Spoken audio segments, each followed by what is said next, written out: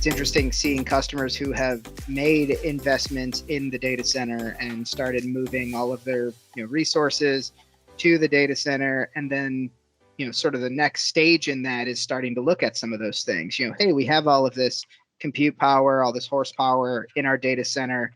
How can we leverage that for our business in, say, off hours? You've got desktops running on your GPUs and your servers during the day, and at night when your users aren't leveraging them, how can those be repurposed? How can you use them to run other workloads, other types of compute, rendering jobs, things like that would take up time during the day? That starts to become a really interesting discussion. And Jimmy, what would you do in such a situation? You come from this industry, you spent some time running these systems. So tell me your solution for this. I mean, the biggest thing is that it's fully capable of that today. I mean, you can absolutely do that. The only piece that is sort of missing right now is a sort of centralized management platform. How do you automate that type of process? Which there really isn't a way to do that yet. I mean, part of the benefit of vGPU is the ability to reconfigure your setup at a moment's notice. You can shut down your VMs, change the resources allocated to them, bring them back up in a different configuration to do a different job. So it's fully capable of doing that today on a sort of manual level.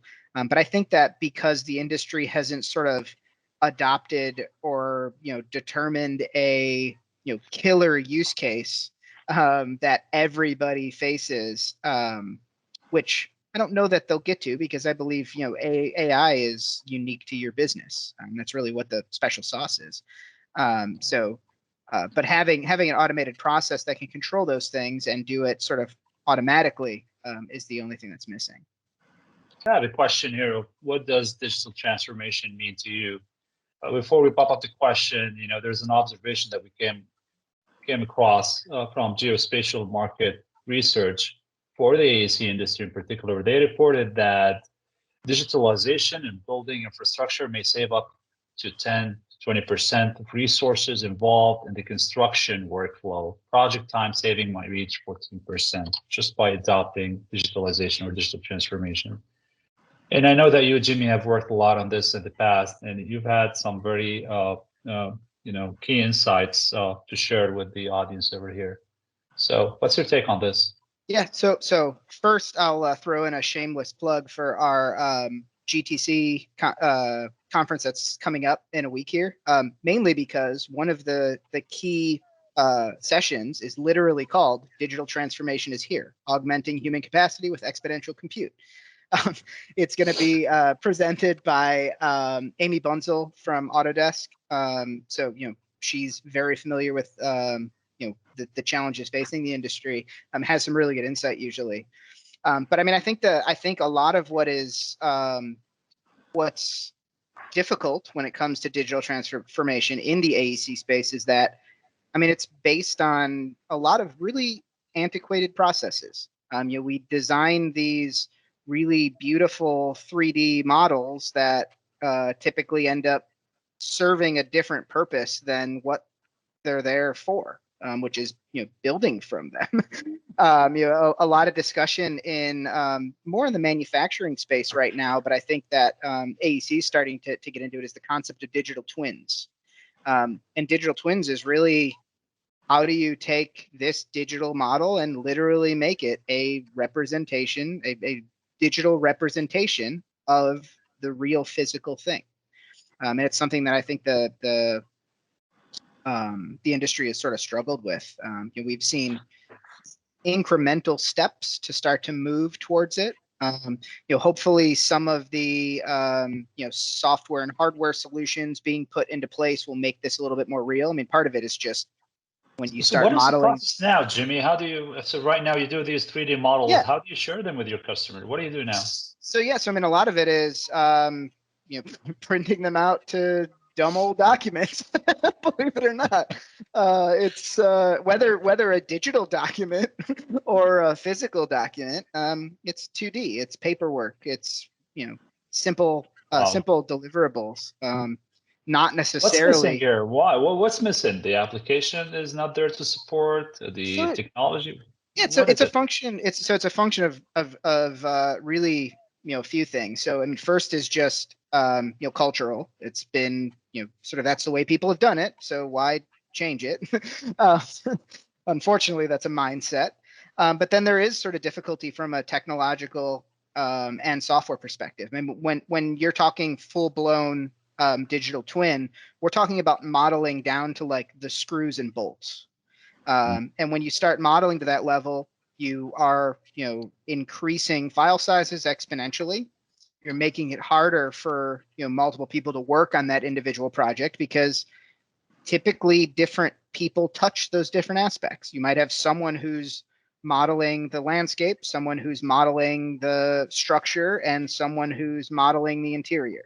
And they typically don't play well together. So how do you get all those things into one model to work together? So yeah, I mean, there's a few different challenges in place there, but I think that we're working towards a better solution. Obviously, hardware is getting better and better every day. I mean, I can tell you that I have customers doing this today with pretty large things. You'd be surprised at the amount of screws and bolts that go into like vehicles and things like that, and those are definitely being built into digital twin type configurations. Software like our Omniverse platform that we're working on, which is in beta now.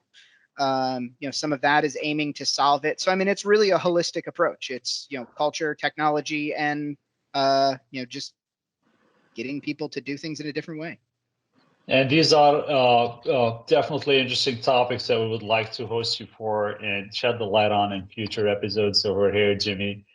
And on that particular bombshell that was just dropped by Jimmy, I would go ahead and thank you all for participating in our inaugural AEC Roundtable discussion today. We really hope that this was as informative, with the information that we presented here, and makes your life a bit easier when it comes to your firm navigating, the months and years ahead.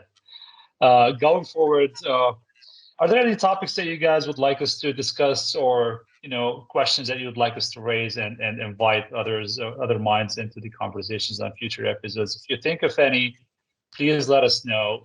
Following this session today, you're going to get an email, obviously, with a survey. Would highly appreciate your value over here, or actually your feedback. It's very valuable to us to navigate or to take this forward as a platform. You'll also get a copy of this recording that we've had over here. For the next episode, what's on our mind? It's been pretty much around the impact of AI, specifically around accelerating true digital transformations. Does your firm have the data foundation to deploy AI at a scale? And actually, if you are to do so, what is the typical roadmap to get there, to adopt this particular technology and kind of integrate it with your existing environment? So, Jimmy, thank you for joining us today. Mike, Tyler, Jay, Wade, thank you as well for chipping in over here. John Reynolds, thank you for joining. Right after this, we're going to also have in the email that's going to go out, we're going to send you the link to registering for the Nvidia pretty much up this coming week. And there are a lot of very interesting kind of keynotes happening at that particular event. So I would recommend everyone to take, kind of reserve some time to jump in and see, check it out. Thanks again. We'll talk to you soon, hopefully, and till we meet in other episodes.